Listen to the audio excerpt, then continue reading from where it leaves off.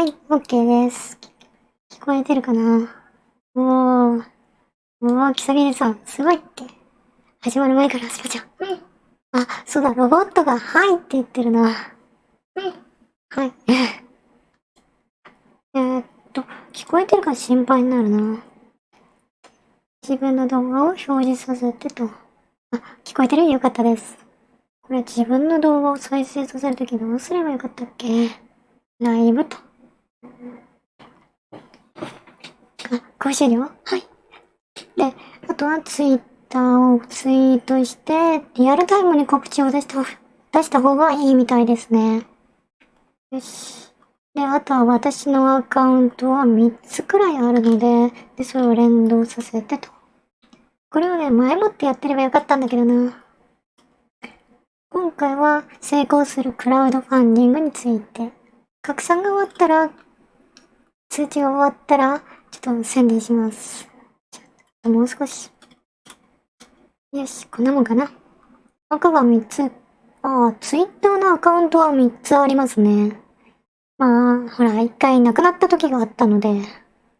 で、私結構、石橋を叩いて渡るくらいの身長派なので、まあ、予備がダメだった場合の予備。これもね、作ってます。よし、それでは X マインドロジックツリーを起動させてと。ちょっと今からトラッキングが抜けます。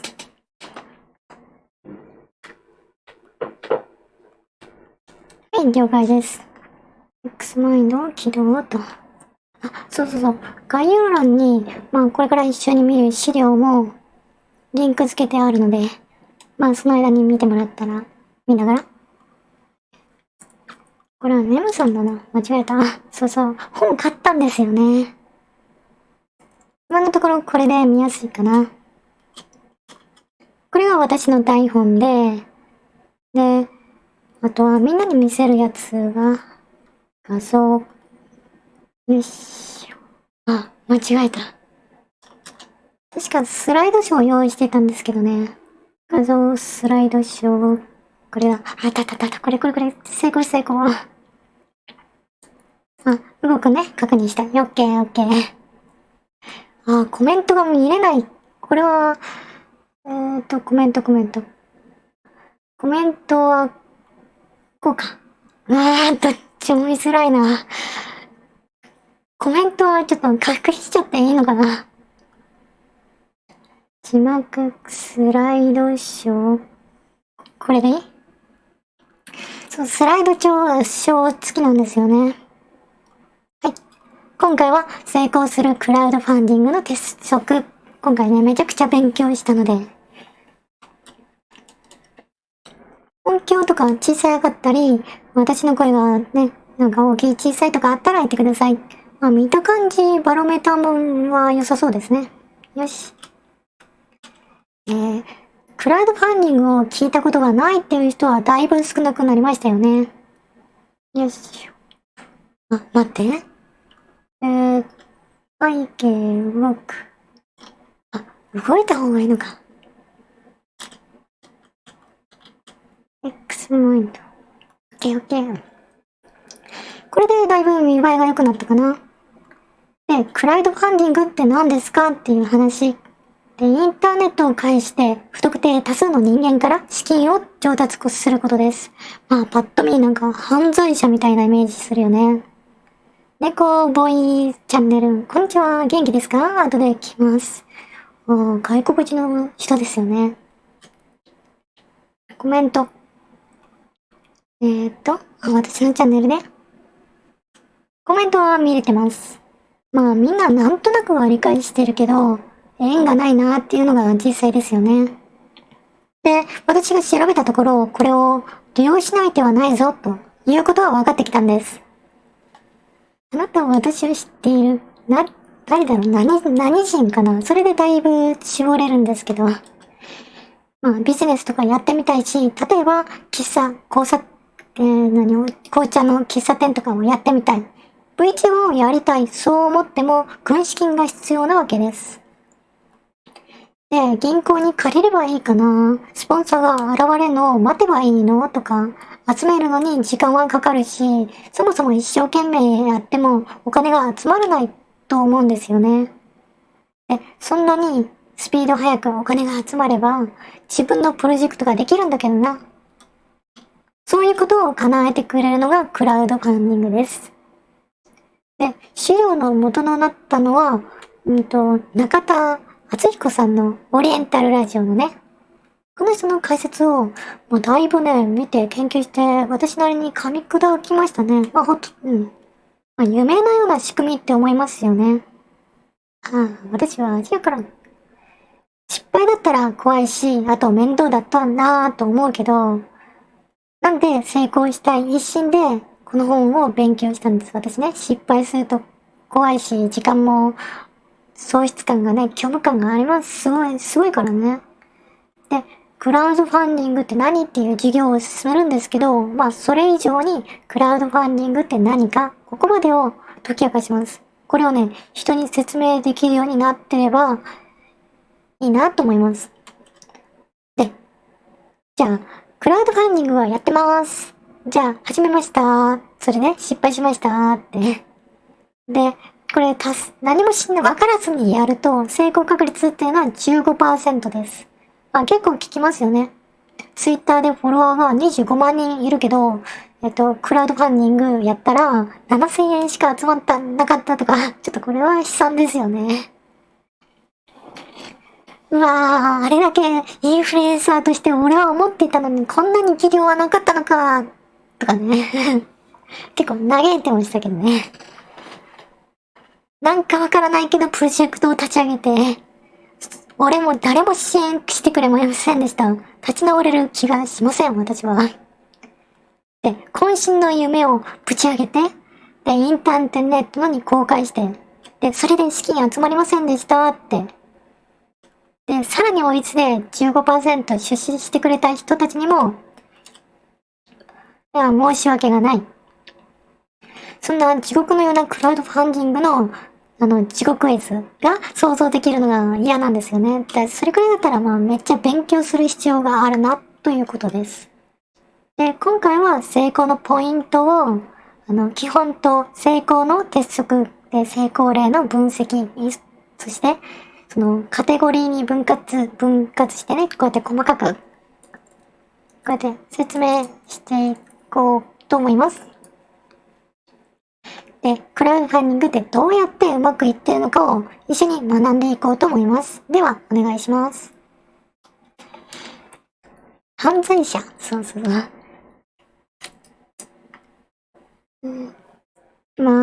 って。クラウドファンディングって何か利用すべきだよっていう観点で話しましたね。で、インターネットでお金を集めるという行為。それ以前にクレジットカードすら信じないという高齢者もいますよね。クレカを使うことによって、使いすぎたことによって破産してしまうのではないかとかね。見えないお金を使うと破産してしまう税以外にいますよね。インターネットショッピングをすることによって変なところをクリックしちゃって変なものが届いてしまうのでは、詐欺に遭うのではとか。とにかく詐欺と破産の恐怖を抱く人が多いです。多かったっていうのが正確かな。デジタルの電子マネーで見えないお金。そんな時代があったんです。結局、クラウドファンディングって何ですかっていうと、それは要するに出資です。お金。投資？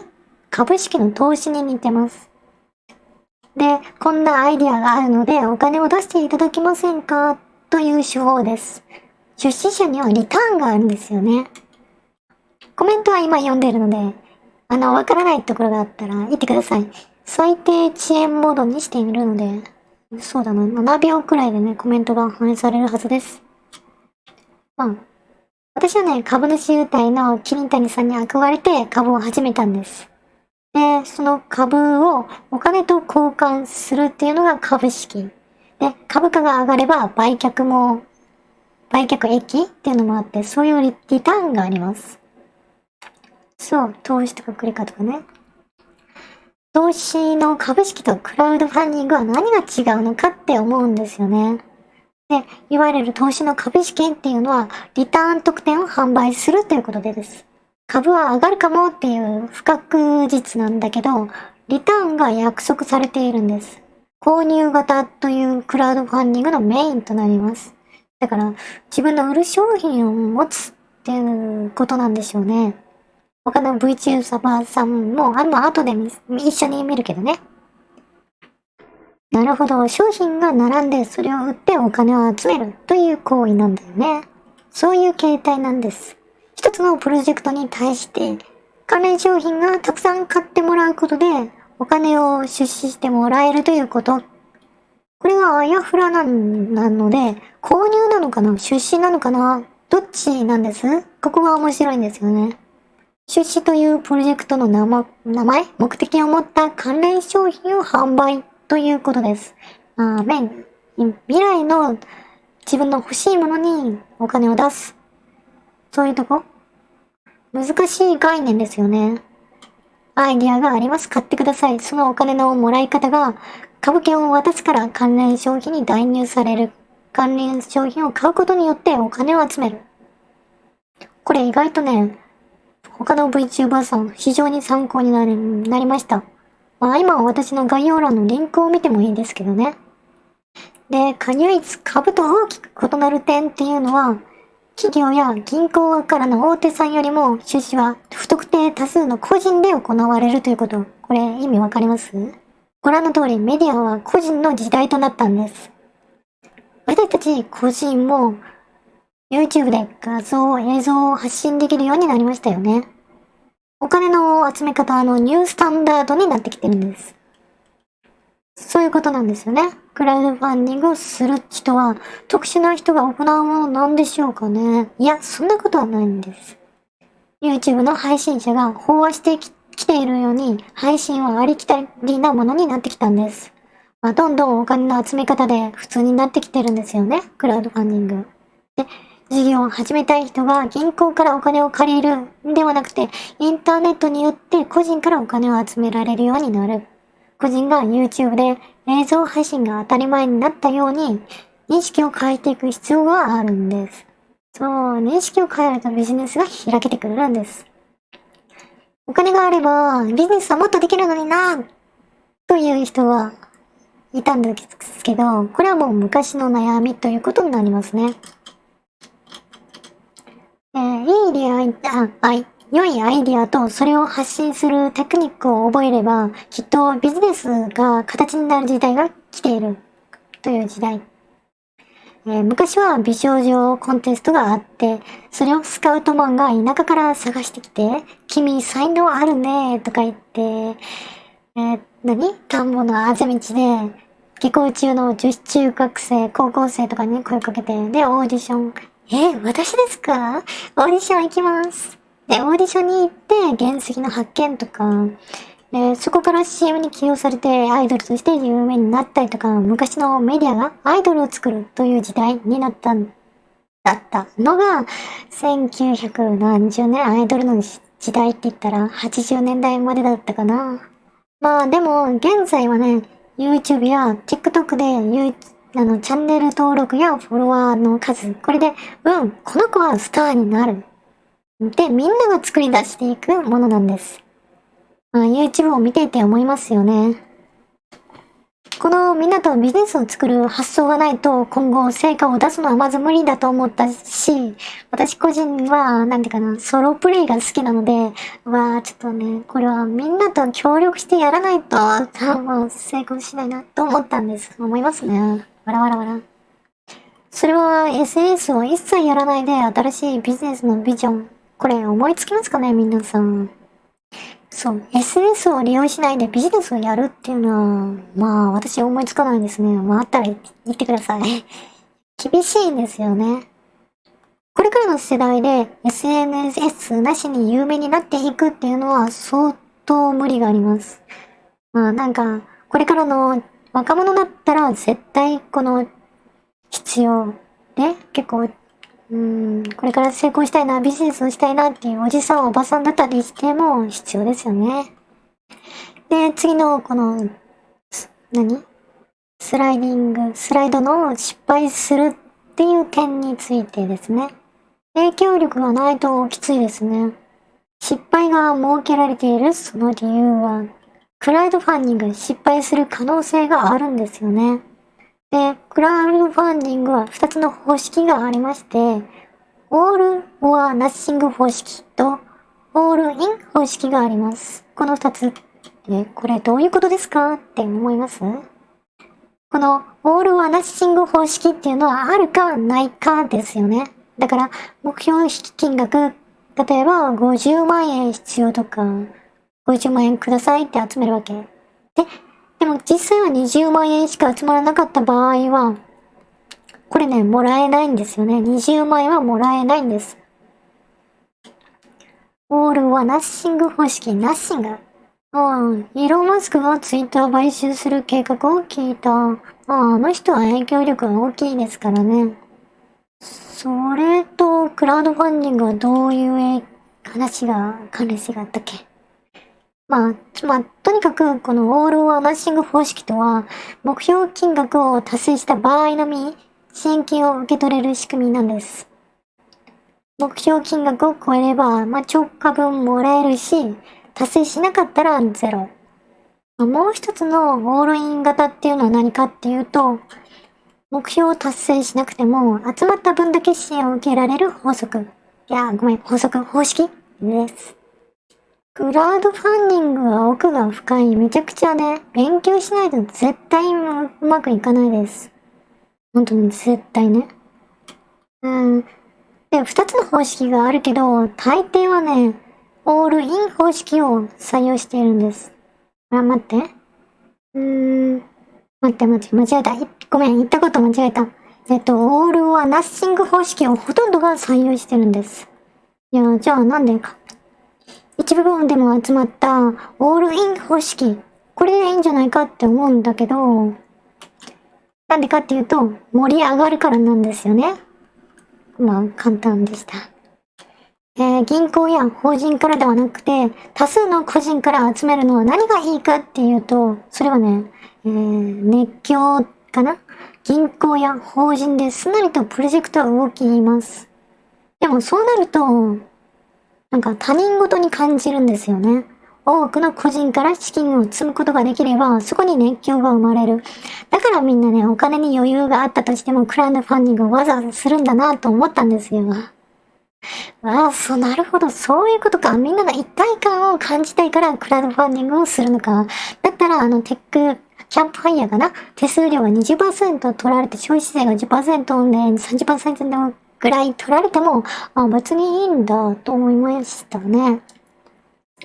クラウドファンディングは出資ではあるけど、熱狂的なイベントとも言えるんです。そうだ、自分みたいな知識がない人。なるほどね。そういえば、読んでくれるの、読み上げくんを起動させるの忘れてましたね。ちょっと待って。反映させます。これで OK かな？大丈夫そう。よいしょ。この盛り上がり。そう。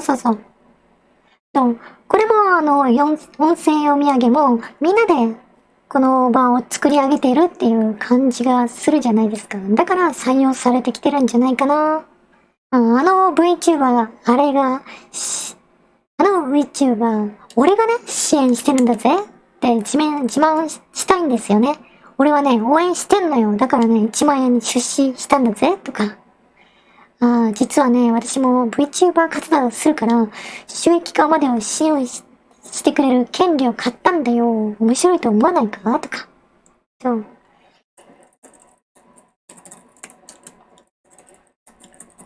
で、そうですね。責任を全うできる人。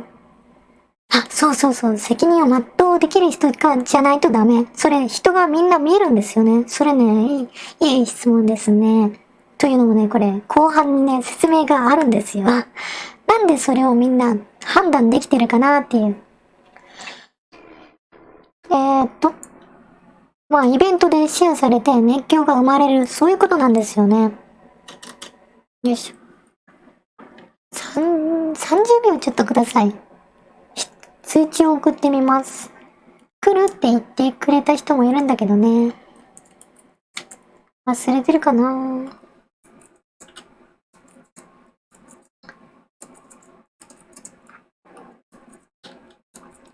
よし、だいぶ送ったね。よし、オッケー。こんなもんかな。便利ですね。意外と簡単なので、必要な場合に教えます。熱狂の代わりに失敗も待っているという形ですね。熱狂の代わりに代償がある。この成功と失敗を分けるものは何なんですかね。ここがね、面白いんですよね。それは間違いなく、クラウドファンディングはどういう性質なのかという理解しているかっていうこと。だから、適当にやると成功しないんですよね。なんとなくクラウドファンディングをして、明日コンビニで雪見大福を浴びるほど食べたいということで、そういう謎のプロジェクトをする。クラウドファンディングダメじゃねえ。これ出資は無理だろうって私は思います。そうだ、誰が応援するんだって。いや、ありがとうございます。リツイートね。出資されるのには条件があり、伊藤さんの言ったようにね、人が応援したくなるプロジェクトである必要があるんです。みんなの役に立って新しくして面白い、そういう必要があります。説明の、はいはい。ひろこさん久しぶりです。いやー、かわいいな。ひろこさんはシンガポールの人なんですよね。はい。プロジェクトは説明の内容にも工夫が必要で、ダメな例で言うと、汚れた池をきれいにする。だから10万円ください。これだったらわけがわからないですよ。どうやって池をきれいにするの？誰がどのようにって思いますよね。そうですね。結局何をやりたいのっていうのはわからないので、そういう説明が不足だったらつまんない。つまんないから出したくないっていうのが本音だと思います。クラウドファンディングの要点を理解しているから、集まるし成功します。本気のプロジェクトをどのくらいこの人は、このプロジェクトにかけてるのか。なんとなくお金がもらえたらいいなーとか、このお金詰めて本気で有効に使えますから、本気、または、説明のサイトを丁寧に作り込むっていうことを、そういう必要があるんです。この理解してで本気度、動画にする丁寧さ、理解度、本気度、丁寧さ、この3つの条件が揃わないと失敗するようですね。クラウドの経験を積むことでスキルは圧倒的に向上していきます。ヒロ君ね。はい。クラウドの経験を積むことで、スキルは飛躍的に向上していくんです。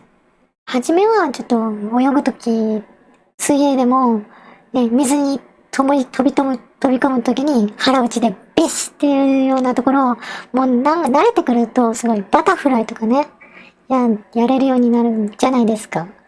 経験を積み上げることで、資金調達のテクニックも同じようにスポーツと同様に上達していくようです。キングコングの西野さんかな。この人もね、2013年に最初のクラウディングをしています。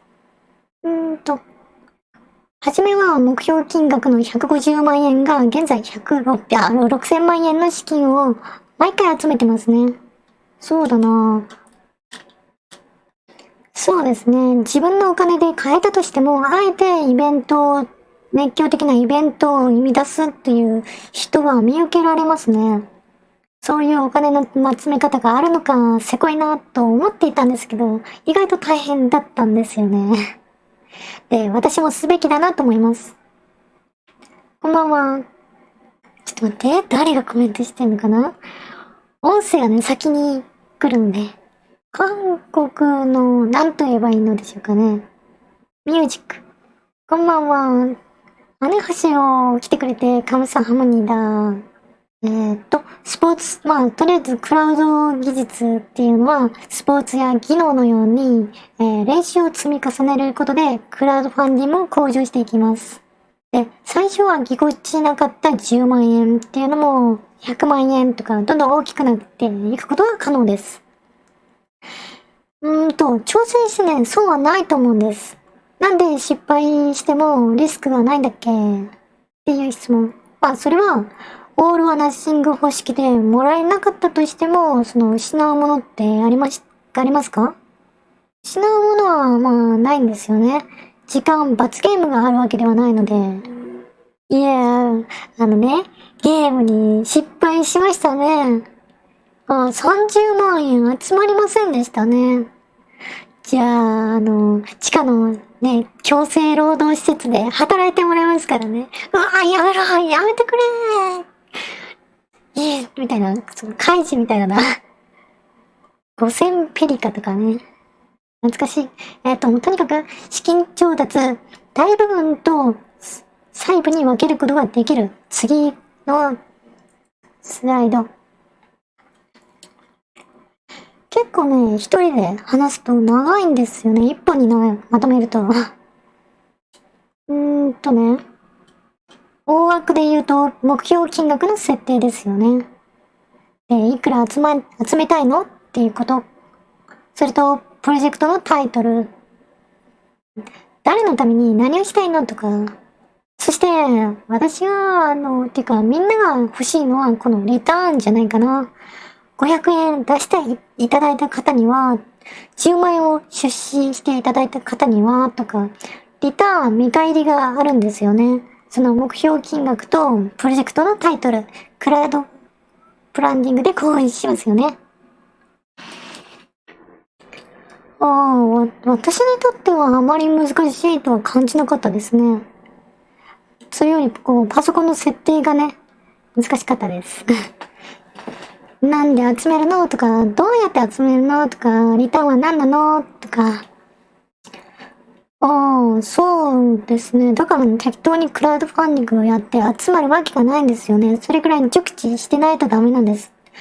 で、成功してる VTuber っていうのは、協力して組織的にやってるような感じがしますね。V シンガーが歌えて経営もできて、それは考えにくいので。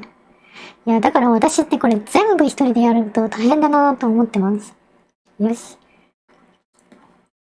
これが大枠の説明で、それだけではなくて細部も大事になってきます。それが説明の概要と動画の PR ですね。合ってるかな？よし、それでは大枠からいきます。目標金額の設定です。いきなりこんなのはまずいんですよね。いくら集めるのか。そう、夢はでっかくいかないとな。第1回目のクラウドファンディングはなります。目標金額は2兆円。いや、バカですよね。地獄。協力なしに、そう。初回です。2兆円じゃねえよ、このバカ野郎は。ふざけんじゃないよ。何の経験もなしに小さくステップをしていく必要があります。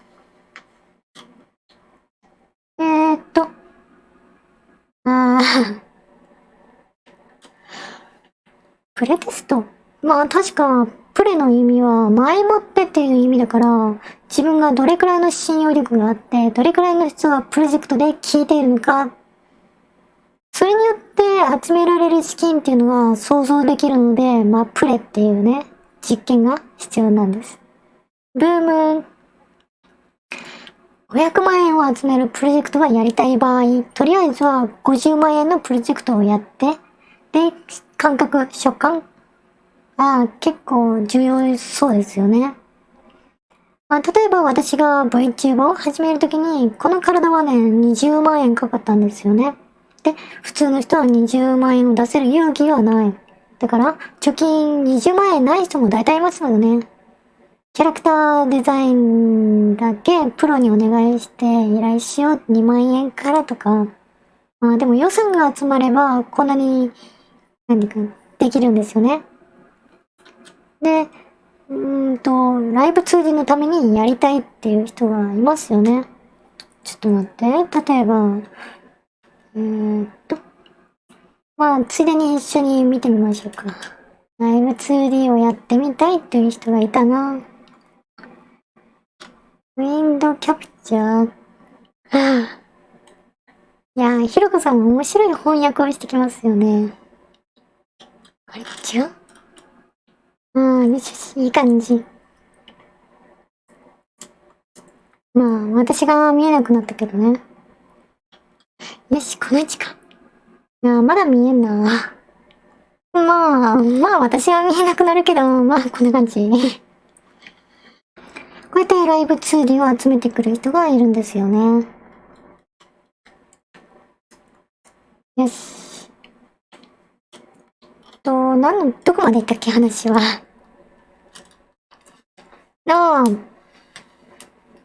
まあ、みんなもね、大きい夢があると思います。でも、いきなり巨額の金額、資金は集まらないし、良くないですよね。応援していく人たちを増やしていく。これが大事な発想です。でも、そう。これね、普通に大事なこと言ってますから、もう一回言いますよ。応援していく人たちを増やすのが、このクラウドファンディングの目的で、お金というのは二の次でいいんですよね。で、高確率で、ファンっていうのは、配信者が何をしようと大抵応援してくれるんですよね。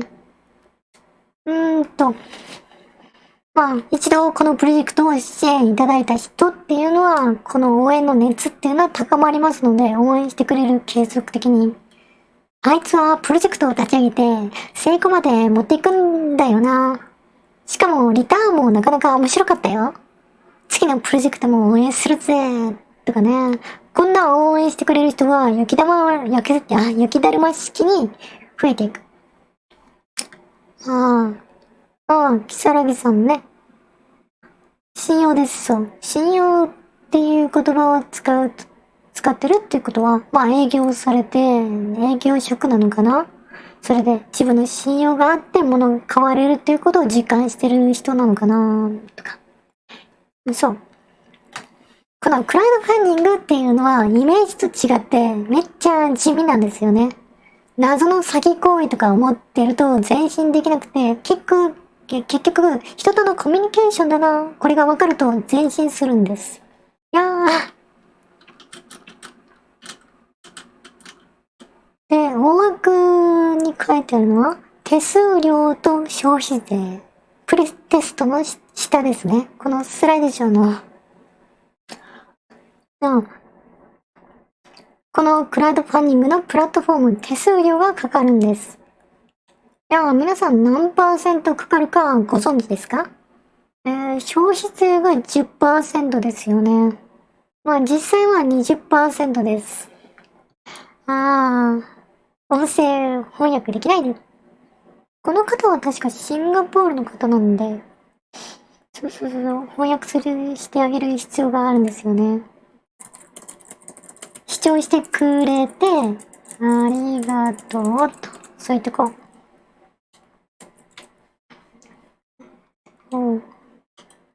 で、結果は 20% 取られるという話をしましたね。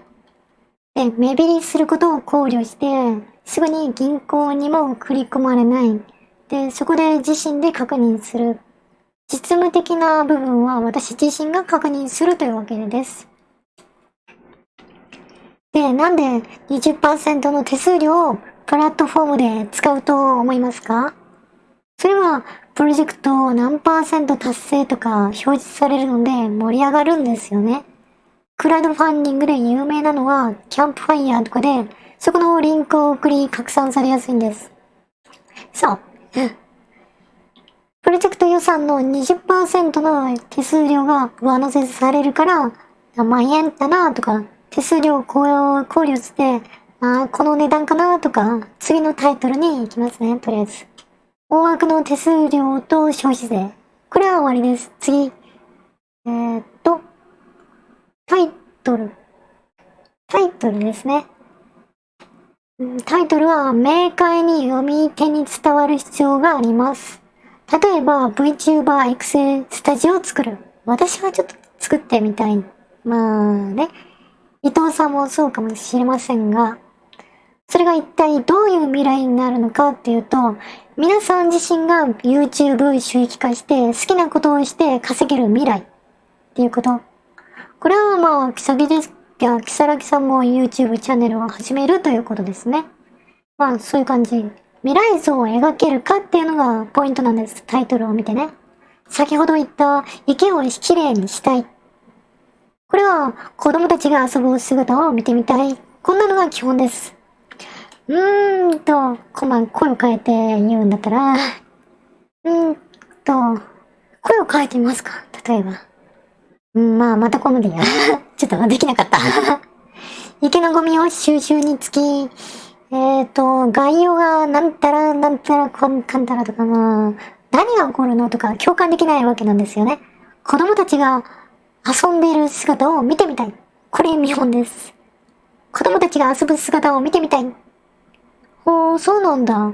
子供たちが遊ぶ姿か。綺麗な池、地元にあったんだ。そんな風景が見れるのか。じゃあ、見てみたいな。出資してみたいな。自分のこのお金が役に立つんだろうな。じゃあ、出資しようっていう流れなんです。で、このタイトルが一行に集約しないと、パンパン、クリックして見るものではなくて、たまたま流れるものを見る感じなんですよね。だから一行に集約しないといけないんです。まあ、他のもう一回見てみましょうか。ウィンドキャプチャー。じゃない。こうやって、ライブツールで受肉する夢を形にするぞ計画とか、待って。3D プロジェクト、活動の幅を広げてもっと挑戦したい。とか、まあ、とりあえず 3D になりたいってみんな言ってますね。で、例えばこれもね、これすごいですよね、ビジュアル。ビジュアル最強です。これね、思わずね、見てしまいました。VTuber で探そうって思ってたけど、なんか、リアルの肉体、筋肉にムキムキ。すっごいですよね。しかも集まる金額もね、300万円かな、これ。348年の支援者。すごい盛り上がってそうだなって思いますよね。選手も観客も最高に楽しめるボディービルの大会を開催したい。そう、みんな一行にまとめてるわけです。だから自分ではそれがいい未来だったとしても、他人から見ていい未来だと感じてくれるのか、これはまあ別なんですよね。クラウドファンディングでそういうタイトルを見比べる必要があるんです。マッチョマン。はい。かけみる。マッチョ。よくわかりませんが。よーし。音楽ね。リターン来ましたよ。リターン。来ました。何がもらえるの？これなんですよね。リターンをいくつ配置するか。ここが大事。例えば、キャラクターの関係でマグカップを得点にしたらどうなるでしょうか。私のね、小春この木のマグカップを作ったとして、でもそれって郵便のポストで厚さ3センチ黒猫のポストとか入らないの、レターパックとかに入らないので輸送費がね、かかるんです。メルカリで送料で赤字になったとかね、ありましたかね、私。3年前のことだったかな、赤字だったのは。それに加えて制作費用もかかるので、ローコストだけど人が喜ぶものが好ましいですね。例えば私のゆっくりの表情を増やすために出資を募って、で、出資をしてくれた人は私のこのね、アバターの三面図データの圧縮なしのオリジナルデータとか、そう、データの劣化がないので、ポスターくらい大きくしてもいいし、画面でいっぱいに引き伸ばしても劣化とか、そういうボケというものはないです。そういうのが欲しい人がいればいいですね。で、あとは私のそのデータの情報なので、在庫とか生産費に縛られない。特典が好ましいんです。なるほど。郵送費はかからないし、本質的ですね。マグカップが届くよりは、劣化紙のデータで見たいな、とか、ローコストでどんなリターンを掲示しているのか、他のクラウドファンディングの研究が必要なわけだったんです。成功しているクラウドファンディングはどんなリターンを出しているんでしょうかね。ふるさと納税でも同じだったんですけど、税金の払い方を変えるだけで返礼品がもらえる仕組み、税金を納めたらリターンがある。これは参考になります。まあ、ふるさと納税をやったことはある人どれくらいいるかな。魅力的な商品が取り上げられる一方で、微妙な欲しくない商品を出す市町村もたくさんありましたよね。このリターンの研究が重要です。ここで、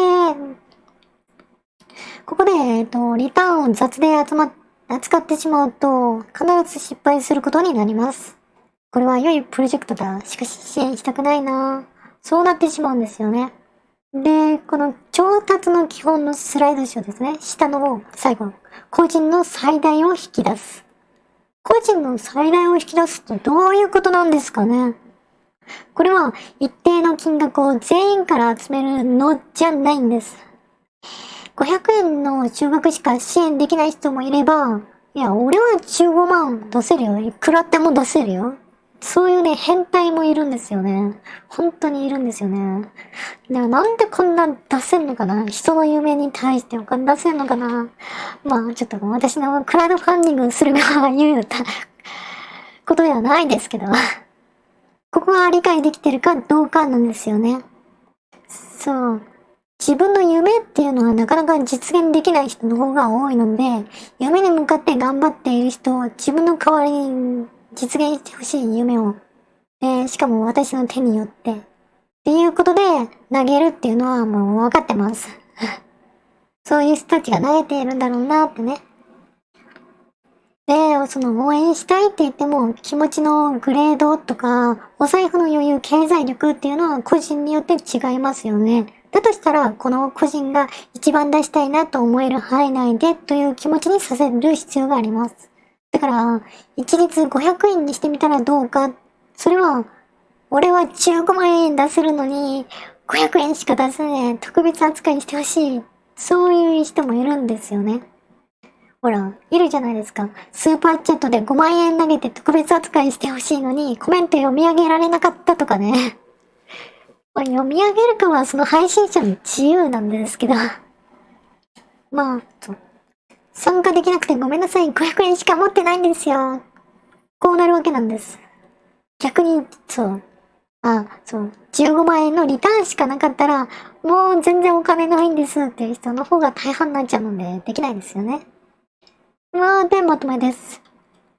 クラウドファンディングっていうのは参加する人々には様々です。熱狂を埋めるか、このお客さんの目線、私の夢に協力して、実際は自分のことしか考えてないと、これ集まらないんですよね。くったらんこと言ってると。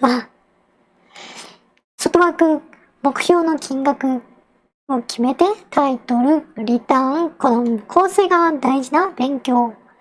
残りの細部を仕上げる成功確率を30から60に上げたりできるんですよ。で、次の章に行きたいんですけど、皆さん大丈夫ですか？いや、連続で喋ってると疲れますね。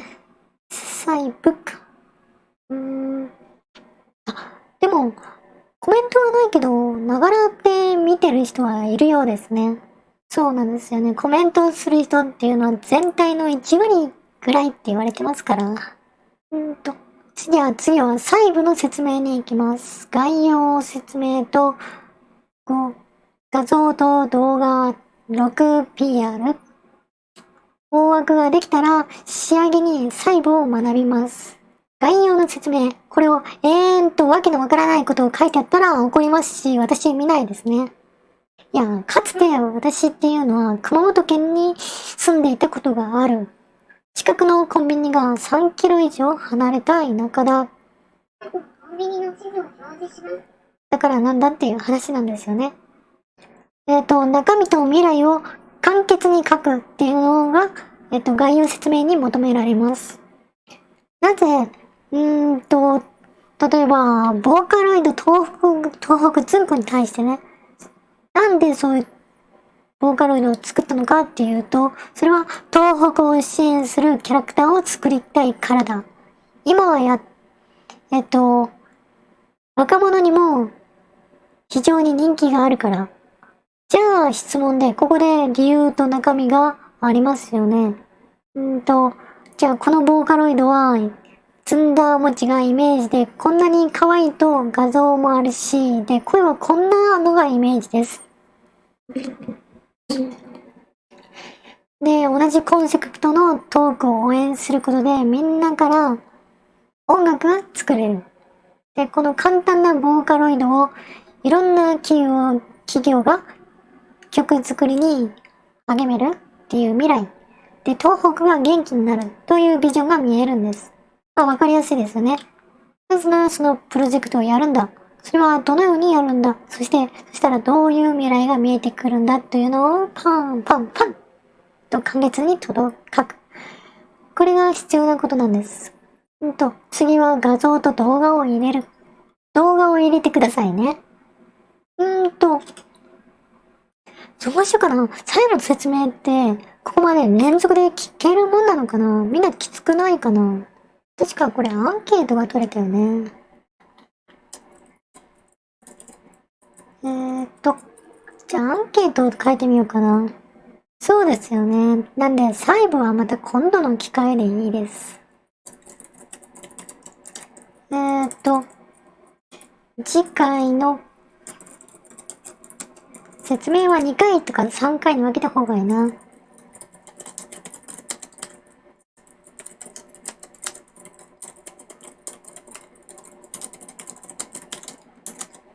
はい。いいえ、コミュニティに質問。よし、これで OK。コメント見えないな。今、アンケートを実施しています。コメントで、説明は2回に分けた方がいいですかっていう。そうですね。ちょっと私も説明していてかなり疲れてくるので、次にしましょうか。はい。なるほど。そんな風に表示されるんだな。2票、2人とも、はいかな。わかりました。じゃあ2回に分けます。じゃあ、そうだな。疲れます。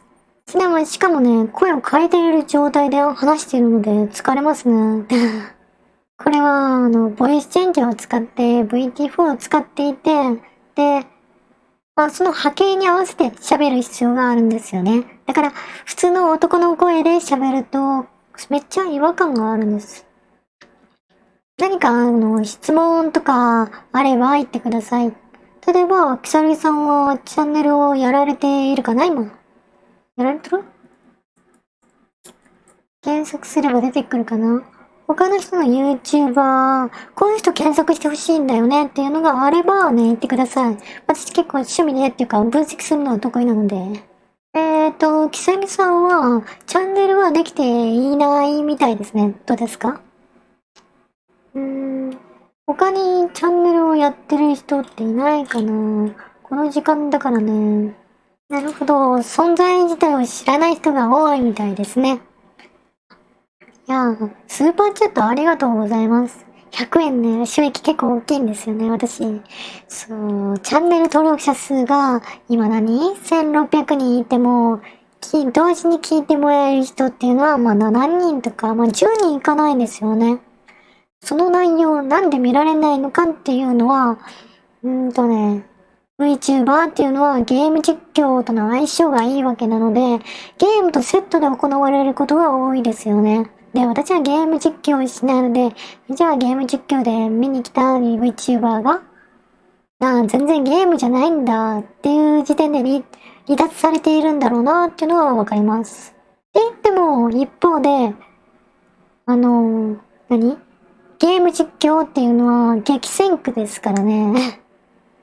で、私はこういう、クラウディングとお金に関する集客のマネジメントとか、そういうのを取り扱っているので、他の人と戦う必要はないんですよね。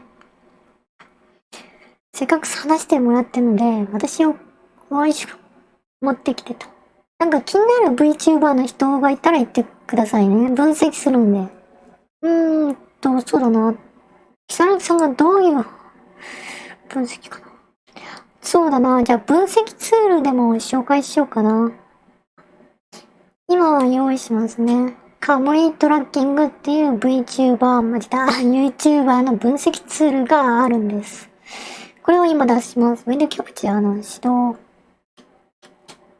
もふもふ不動産もふです。はい。このチャンネル登録数とはもちろんのこと、1ヶ月にどれくらい再生されてるのかっていうのがわかります。ゲーム実況ですか？自殺行為に私は思いますね。まあ、やるんだったらいいんですけど、私はね、成功する、ビジョンがね、湧かないんですよね。よっぽど可愛かったりとか、事務所に入るだったらいいんですけど、仮に事務所に入って宣伝して、収益化ができたとしても、この分け前っていうのが発生するんですよね。少なくても半々になるわけじゃないですか。70、30って言うけど、30は私、みたいな。それくらい少なくなるんですよね。これで何がわかるかっていうと、このチャンネル登録者数と、あとは再生回数と、あとはね、この人気の動画なんです。まあ、わかりやすいように、VTuber に例えるなら、私はあまり好きではないが、本音が出た。まあ、VTuber のじゃやみさん、チャンネル登録者数は32,400人。まあ結構大手さんじゃないのって数字上思いますよね。まあ実際私より規模が大きいです。再生回数は、1ヶ月間に36,000回。仮に広告の単価が0.1円、2円だとして、4,000円から6,000円、1万円いけばいいかな。まあ、とりあえず専業ではできないんですね。でもメンバーシップとか、ピクシブファンボックスかなだったら専業でやれるかもしれないですね。いや、この人です。いや、内情をよくしていて、彼女はね、吹奏楽部でユーフォニウムを吹いていたらしいんですよね。まあ、ちなみに私は吹奏楽部でフルートを吹いてましたね。音域が最も高い楽器なので、音域、一番鳥みたいに一番高いところを飛ぶという感じですね。で、まあ、とりあえず、彼女を見て何がわかるかっていうと、人気が一番再生されている動画を分析すると、この彼女は何で YouTube に気に入られて、インプレッションが上げられているのかっていうのがわかります。まあ、具体的に言うと、この再生回数が多いのは、これはね、ポルトガル語なんですよね。ブラジルのポルトガル語に向けて作った。これが16万再生とか、この外国系にもアプローチをしていて、それでチャンネル登録者数を増やしていったわけです。現在では再生されてはないみたいですね。現在再生されているのは、この VTuber になる方法を、これみたいですね。再生回数は、1ヶ月単位で見ると、ちょっとずつ下がってる感じがするかな。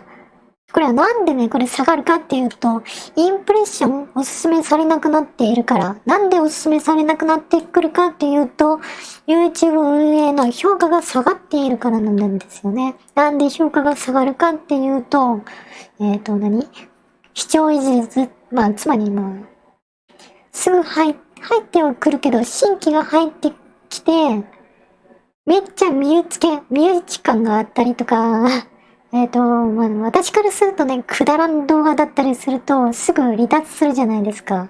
そうすると、そういう、言葉悪いが、クズ動画が重なっていくと、これはつまらないチャンネルだな、というレッテルになるので、こういう風な再生回数になるんです。とは言いつつね、私のより、規模は大きいんですけどね。チャンネルの運営としては、マネジメントの立場としては、あまりよろしくないですね。で、その本人はね、頭がいいのはわかるんですよ。ちゃんと、このみんなの役に立つっていう動画を作ろうとしてるんですよね。頭いい。この、サブチャンネルも立ち上げて、ジャジャミの VTuber お役立ち情報発信局っていうものも作っています。これは何がメリットかっていうと、このチャンネルをリアリティに限定することで、リアリティに限定することで、もう、リアリティっていう検索したら、このチャンネルが一番上に来るようにしたかったんでしょうね。ようにしたかった。でも、実際にはならなかったみたいですね。でも、そのうち、そうだな、20本ぐらいこういうリアリティの作ったら、リアリティ界のトップになれる可能性は非常に高いです。なんでかというと、ライバルがいないんですね。私が調べたんですけど。いないんだよね。そう、私のね、急上昇の動画、じゃじゃみさんが、リアリティの使い方という役に立つ動画を作ってる。で、大体それがね、新規の顧客につながるんです。だから、有名でもなってないのに、クソくだらない実況動画を出すっていうのは、どこの誰だかも知らないのに、そんなやつ見るかっていう、そんな話なんですよね。で、再生回数が100とか稼げてるっていうのは、それってね、参加型で、見てる人が参加、っていうか、身内が参加して見ているからなんです。よく見てみると、それ以上、上がらないんですよね。で、この人が最も急上昇しているのは、一番のなるほど、再生回数は541ヶ月ね。で、私はね、それね、一度ね、コピーして真似てみたので、全く同じのね。そうするとね、関連情報にね、載せていただいて、こういう473回っていう、多分、一緒くらいのインプレッション数なんですよね。いや、このサムネイル、筋肉のサムネイルが、すごいインパクトがあるなって私は思うんですよね。関係ないが。で、このジャジャミさんのチャンネルのキーワードは、ジャポネーゼ。多分日本かな。で、ポルトガル語とか、スペイン語とか、とにかく外国に精通しているリンク付けされているんですよね。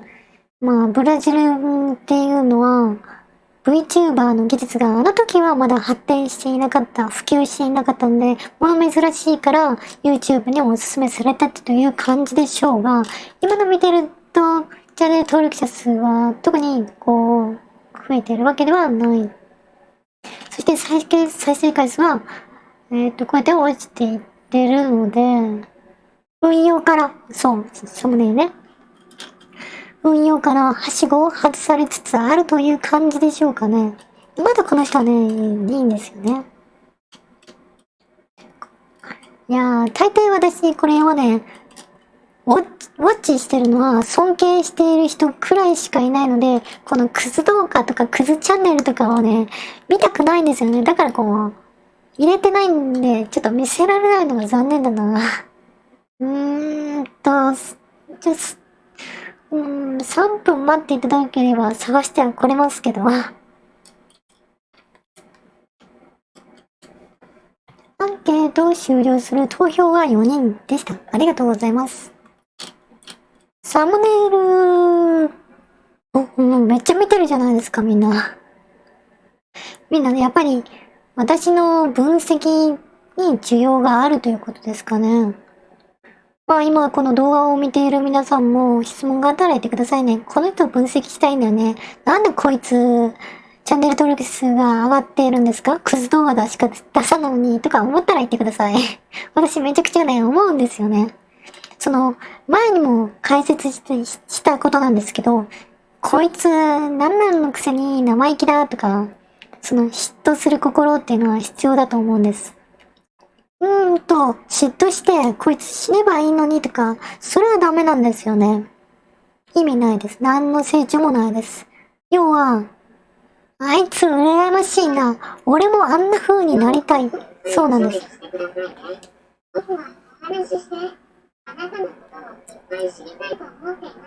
ロボットが自己紹介し始めたな。おとなしくしといて。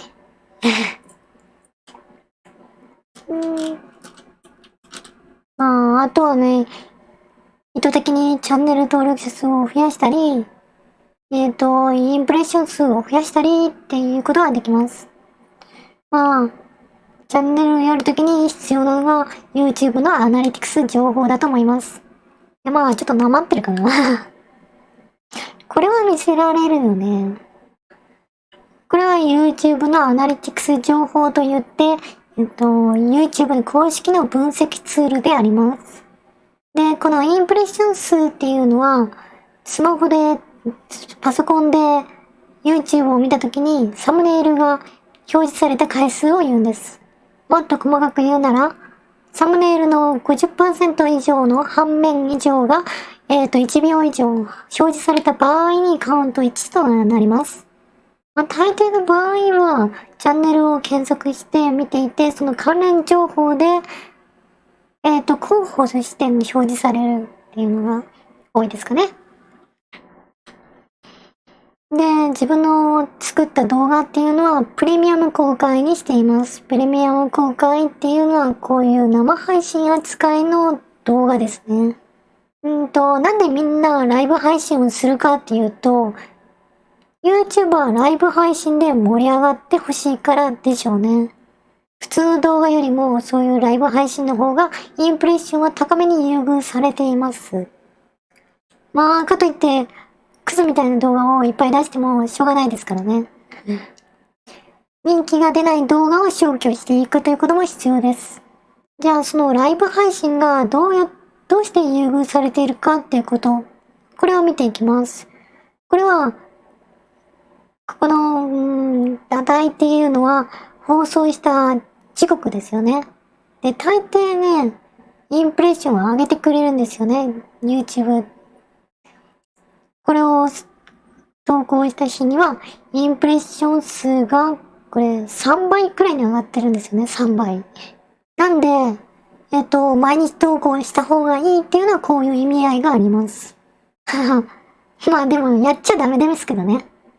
普通に毎日投稿とか普通の社会人ができるわけないですし、仮にやれたとしても、品質が、企画がおざなりになるんで、本当にね、私ももう見たくないクソ動画になってしまうんですよね。そんなクズ動画っていうんだったら、だから、クズ動画が蓄積してしまえば、運営っていうのは見せたくないので、おすすめにも出したくないので、インプレッション数っていうのは、こう、だらだらと下がっていくと思うんです。そうだな、これを時系列でまとめるといいかな。ゲーム実況を毎日っていうのを私はおすすめしたくないし、個人的に私のチャンネル的にはゲームチャンネル自体を、ゲーム実況自体をしないんですよね。人の好みですけど、生き残るの戦略として私はゲーム実況をしないっていう感じなんですよね。それで結果が出せてきたので、なんとなく生き残ってきてますね。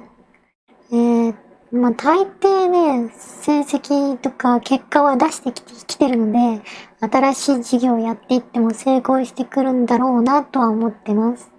YouTube じゃないですよ。YouTube は本当にね、ついでにやってるんですよね。YouTube の収益っていうのは、あまりたかが知れてますから、それよりも株の配当金とかの方が高いと思います。でもね、キサギンさんが投げてくださったすばちゃった100円っていうのはね、気持ちっていう面でかなりね、嬉しいし、評価もするんですよね。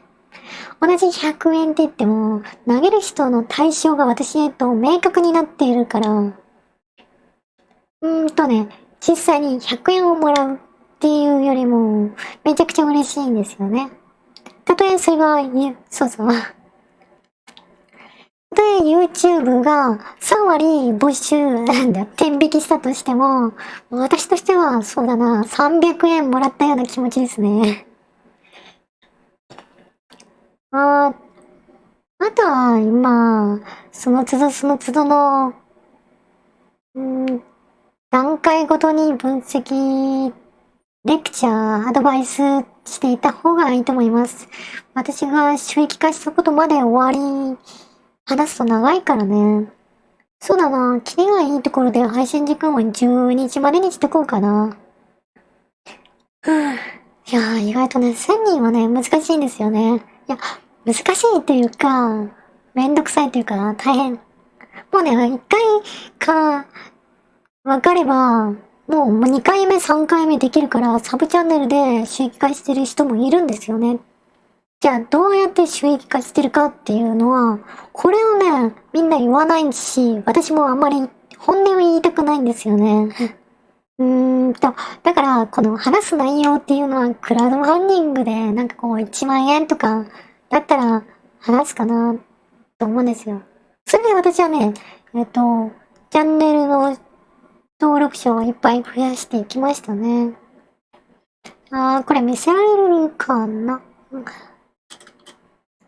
そう、収益がね、これ全部見せたいんですけど、収益がこう、表示させるのは、規約上あまり良くなかったような気がするんですよね。インプレッション数が48,000回っていうのは割と高いだと思います。そうですね。収益化が通ってから、みんなの YouTube の運営からお勧めされるようになったんですよね。審査に通ったのは確か3月21日かにぐらいだったので、ここですね。ここからベースが1000いかないぐらいだとして、まあ平均でも1500なんで1.5倍。ここに書いてありますね。普通より82%向上しているという。だから1.82倍になってるんですよね。今後もうちょっとね、2倍くらいになると思います。ここの部分がみんなこう、流れていくとね、時系列に。YouTube で収益化、ね、難しくなってきてるんですよね。私でもね、結構遅いなと思ったし、大変だなとは思ったんです。まあ、これから新規で参入する VTuber っていうのはさらにきついんじゃないかなと思います。そうだな。そのためには単体でやったら、私みたいに単体でやったら、有名になることはまずないと思いますね。方法はありますけど、普通の人は思いつかないし、あまり推奨できるやり方でもないので。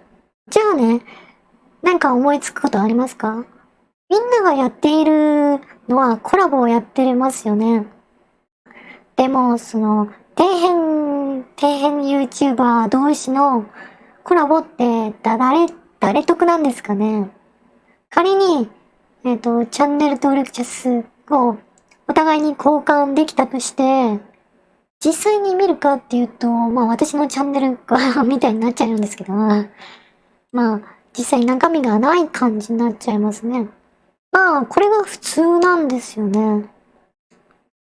今までライブ配信をすることがなかったし、面白いライブ配信っていうのを慣れてなかったからかな。確かに。チャンネルを作ったとして、じゃあこれから体はどうするのとか、配信の方法、機材とか、ライブついでどうやって表現するクロマキーの切り抜きは OBS の使い方はっていうと、かなり勉強すると思うんですよね。結構みんなながらで見てる人が多いんですね。同時接続者数が10。そうだな、最後の場面になってきたけど、私の声っていうのは興味ありますかね？私は別に中の人とか、分けるっていう気持ちはないんだけどね。いや、なんで、じゃあ私この姿でやってるかっていうと、単純にこの姿が好きっていうのと、彼女を応援したいっていうことですね。彼女っていうのはこの小春この木、もう完全に中でと分離してますね。普段は私、小春として振る舞っていますけどね。彼女だったらこういう行動を取るだろうなっていう。取ってほしいなっていう。だから理想の私なんですよね。今の私と少し違います。だから話し方も違うんですよね。キャラクター性を作るとか、また結構話が長くなるんで、ライブ配信を定期的にした方がいいんでしょうね。次はいつにしよっかな、ライブ配信は。クラウドファンディングの続き、記憶が新しいうちにやった方がいいので、金曜日、木曜日。木曜日かな？どうかな？木曜日にやってみようかな。ちょっと忘れてて違う日にやってもね、もう普通にスルーしてください。金曜日がいいかな？木曜日がいいかな？どっちにがいいかな？じゃあ金曜かな？金曜の夜。金曜の夜かな？ライバルが多いかな？でもライバルって私ライバルいないしな。はい。12時になったので終わろうと思います。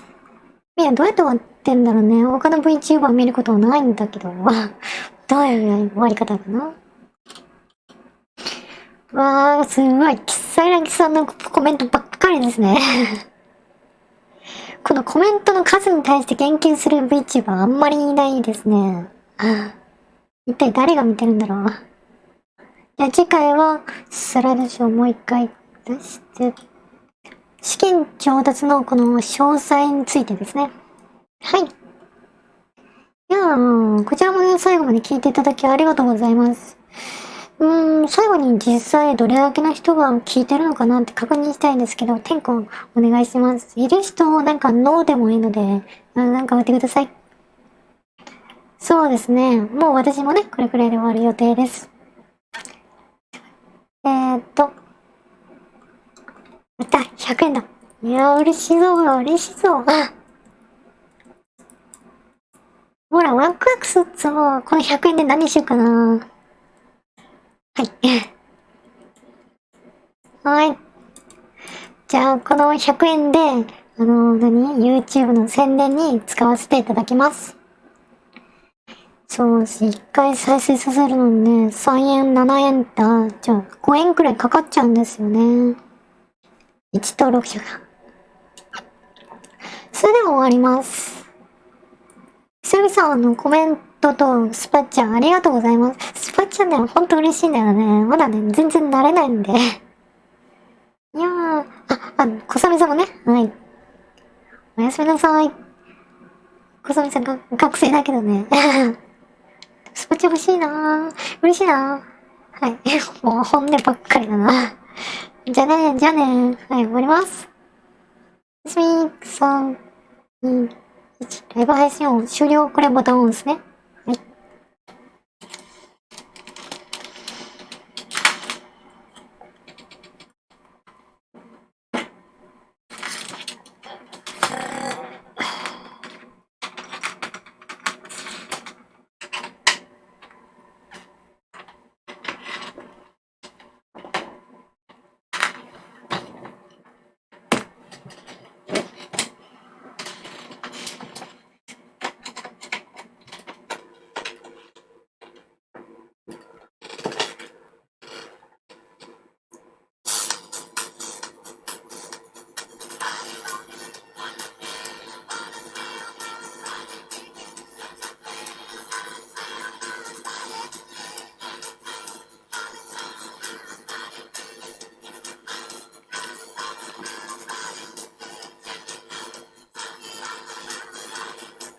なんだわわだしたわれた